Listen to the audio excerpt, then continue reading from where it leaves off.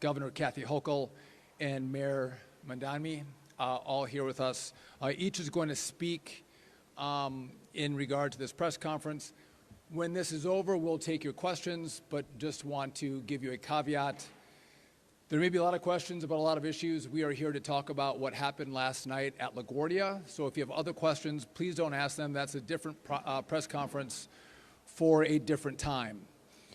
So moments ago, I had a chance to speak to President Trump after he finished his press conference in Memphis. Also spoke with the Transport Minister of Canada, Stephen McKinnon. And again, our two teams work very closely together. I want to take a moment and just walk through the facts again of what happened.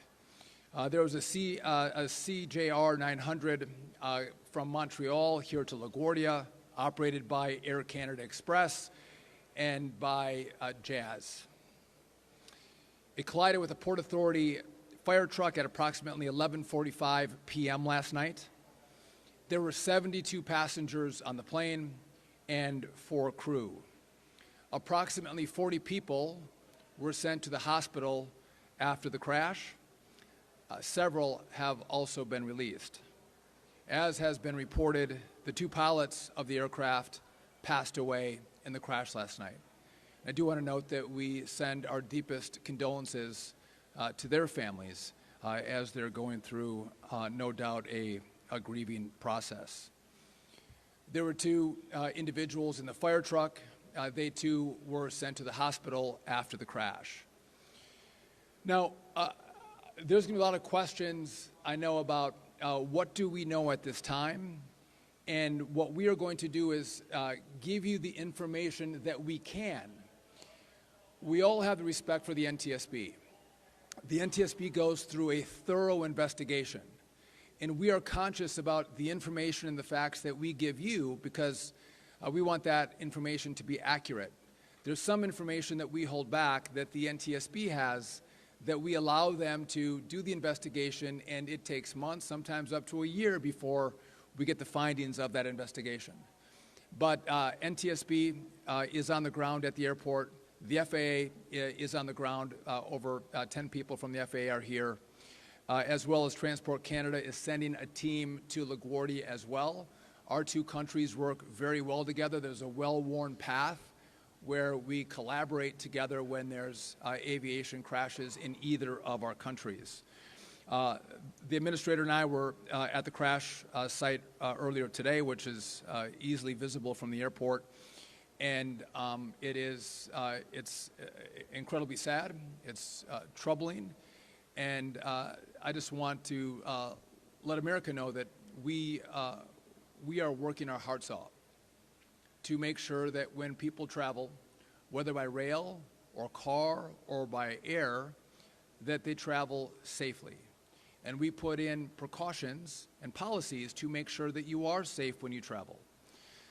When I was at the crash site, it was just a reminder that when you're traveling by air, you should wear your seatbelt. If you see the videos of the air crash, wear your seatbelt when you're on the airplane. Also, in a car, wear a seatbelt. As you see from last night, they do save lives. I'd also note that as of now, LaGuardia is open. There is a reduced capacity because the aircraft and the fire truck are still in their positions from last night. So we are going to have reduced capacity for some time, but the airport is operational. Again, we'll come back and take your questions, but at this time I want to turn it over to the FAA Administrator Bryan Bedford. Thank you, Secretary Duffy. Again, I want to extend my deepest sympathies on behalf of the 44,000 men and women of the Federal Aviation Administration. We take our responsibilities quite seriously, managing the safety of the air traffic control system in the national airspace. So we're deeply moved by the tragedy of last night. Been in contact with the leadership teams of both Air Canada and Air Canada Jazz to express our sympathies, as well as my peer at Transport Canada. And of course, we are a supporting agency in the investigation now. The National Transportation Safety Board is running the investigation. So there are few facts we're going to be able to share with you today. What I can share with you, of course, the weather conditions last night were moderate winds out of 050 at 7 knots. We had broken ceilings at 9,000 feet. Visibility roughly 4 miles in raining conditions, so there was mist and fog here at the LaGuardia Airport last night. We had a situation with United Airlines aircraft that had experienced an aborted takeoff. This is the reason why the fire and rescue crew had been deployed. Of course, the Air Canada flight was arriving on runway 4 when the incident took place at the Delta intersection. Again, I want to extend my sympathies to the families of the 2 pilots. These were 2 young men at the start of their careers, so it's an absolute tragedy, that we're sitting here, with their loss. So my heart really goes out to the families for sure. But we are committed to a full, transparent investigation. We will support the NTSB in any way possible. And again, we look forward to being able to take concrete actions to ensure something like this will never happen again. Thank you. Hi, I'm Catherine Garcia, Executive Director of the Port Authority, and I want to add our voice to those that you've heard before and share our deepest sympathies with the families of the captain and the first officer who passed away last night.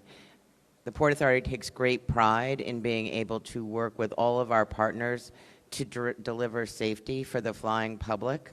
And it has been over 34 years since we had an incident with a death at the airport.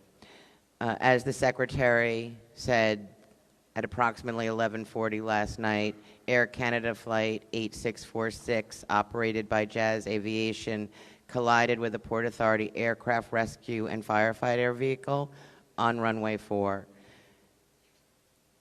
The ARP vehicle carried Sergeant Orselio and Officer Baez. Both were taken to New York Presbyterian Hospital. We expect one to be released later this afternoon and the other to be kept overnight for observation.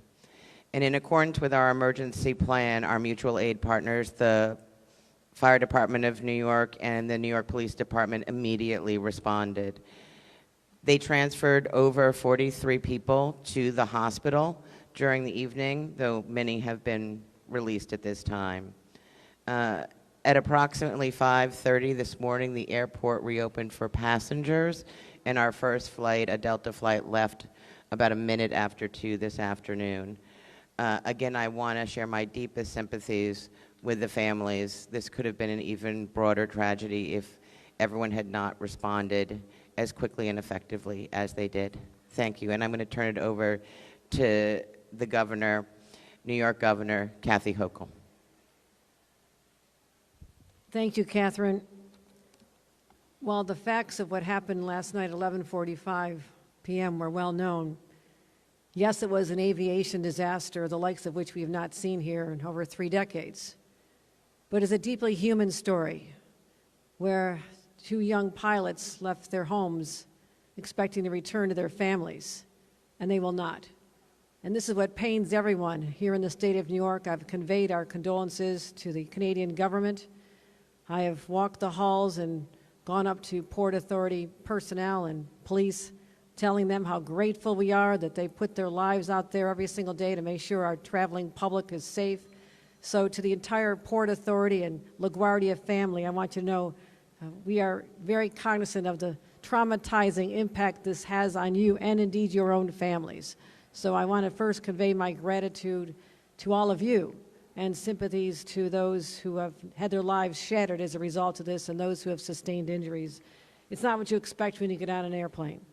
But also, I want to offer the full cooperation of New York State with the investigation.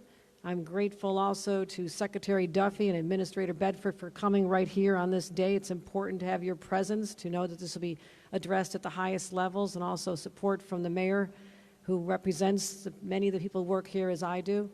And Catherine Garcia, up until a short time ago, she was my top state operations officer in charge of every disaster, every crisis that has befallen the state of New York in the last 4 years. So she is a top consummate professional, and I have great confidence in her ability as well.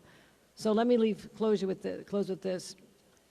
Let's acknowledge the tremendous stress, particularly in recent days, that our airline workers are under. And as we come through here, know that this is an ecosystem which is not self-sustaining. There are countless individuals who step up every day willing to do the hard work to make sure we're safe.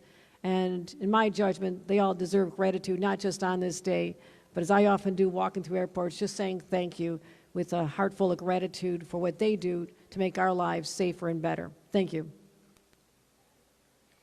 Mayor Zohran Mamdani.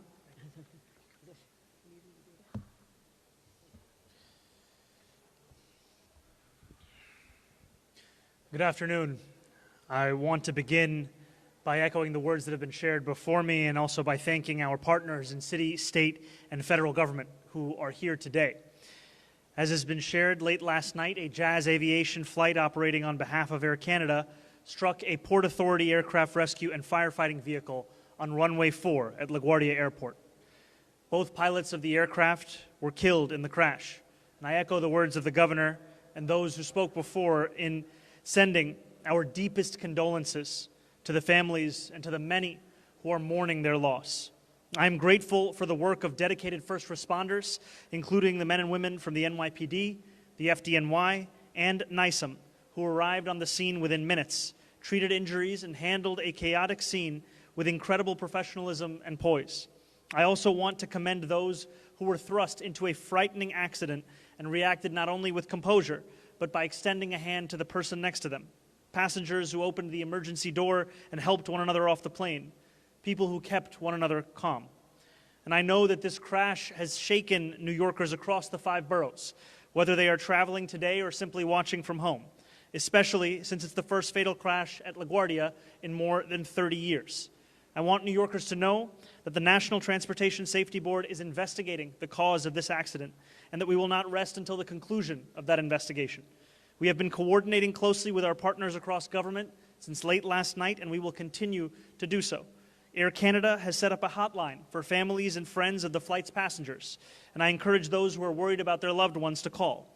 That number is 1-800-961-7099. While LaGuardia was closed since the accident until 2 p.m. today, it has since reopened.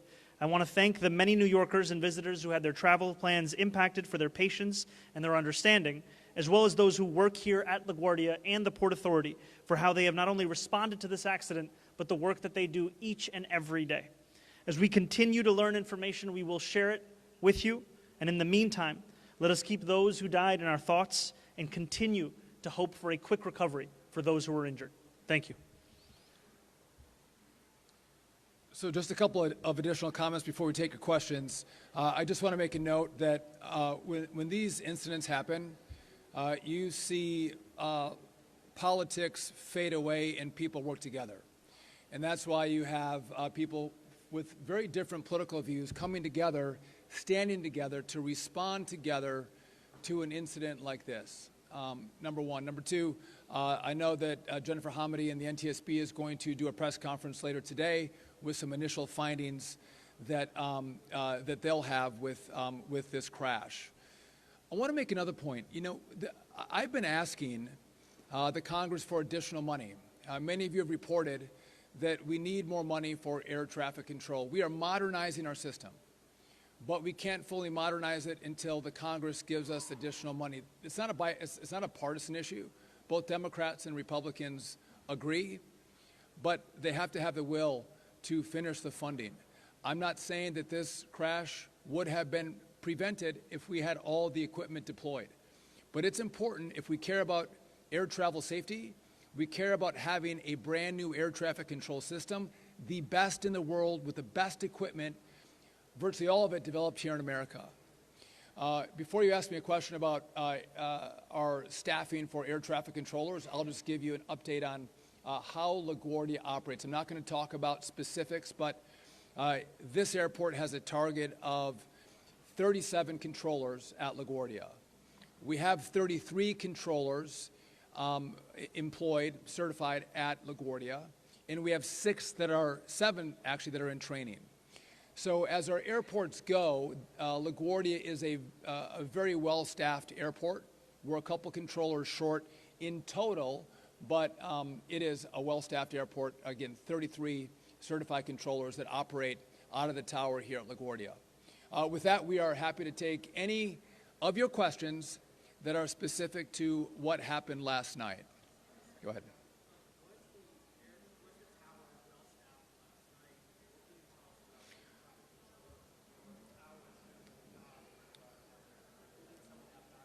Yeah, so the question is in regard to what was the staffing in the tower last night? And we have a very good relationship with the NTSB. We have information. We don't put that information out. We allow the NTSB to gather the information, double, triple check it, and it goes into their report. So I'm not going to give the data on that. Again, that's an arrangement we have with the NTSB, letting them actually do their investigation. And so that's not for us to tell you. That'll be for the NTSB at the appropriate time.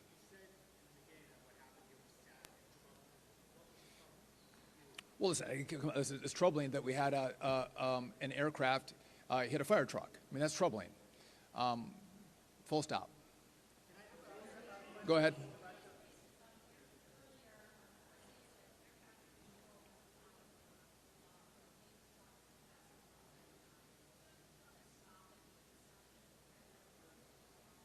So the question is, should the truck have stopped? And again, this goes to information that we have, but we give it to the NTSB. They analyze it, and they make the judgment call on what should have happened in regard to air traffic control, trucks, and airplanes. And through that investigation, they then put out a report. So I can't give you specifics on what went wrong. That's for Jennifer Hamady and the NTSB. Right here.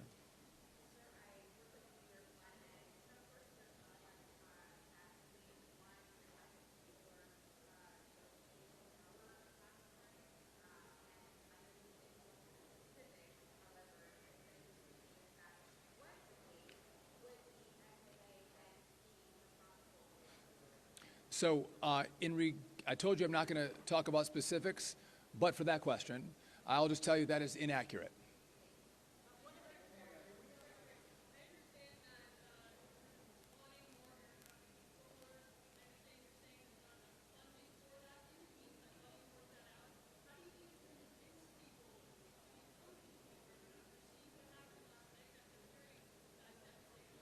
So with air traffic controllers, we have surged in our training facility, which is in Oklahoma City. We are putting more controllers through our academy. Now, it does take time to train up as a controller. If you come to a very busy space like N90 in New York or LaGuardia, it's going to take you over a year to train up in a facility like this. So there's some lag time as we get controllers through the academy, and we need them trained up in a facility. As I mentioned, there's 7 controllers. Many of them have a lot of experience in different facilities, but they have to be trained up specifically in this airspace. What I've also done is I have offered bonuses to air traffic controllers who are of the age to retire. I've asked them to not retire, to stay on the job, and we're paying them a 20% bonus just so we can bridge this shortfall. But as airports go, LaGuardia is a well-staffed airport. Even though we do have shortages, I was speaking specifically in regard to the dollars that we need for the technological upgrade. Again, this was not tonight, but there's copper wires. We use analog, not digital. There's a whole suite of technological upgrades that we want to make that will make the job of air traffic controlling much easier. And again, it's a separate issue, but I think it underscores the point that the Congress does need to do their job. And there's bipartisan agreement, so they should, in a bipartisan way, come together and figure out a way to give us the rest of the dollars to complete the job. I'll take one more question right here.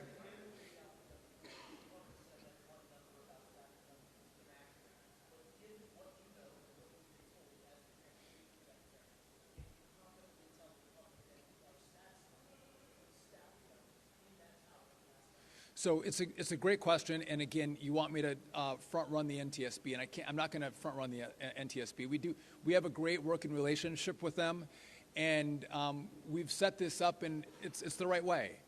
We take a step back, and I don't give you all of the information. I let the NTSB take that information and do their analysis. And I'll just say, oftentimes what we learn is information that we have at the start of an incident like this oftentimes is wrong.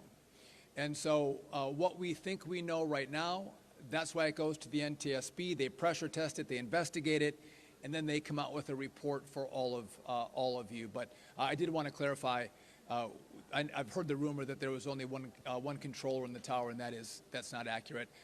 Listen, I want to thank you all for coming out. Again, we are committed to safety. We are committed to working together to make sure when you fly, you get to your destination. Thank you.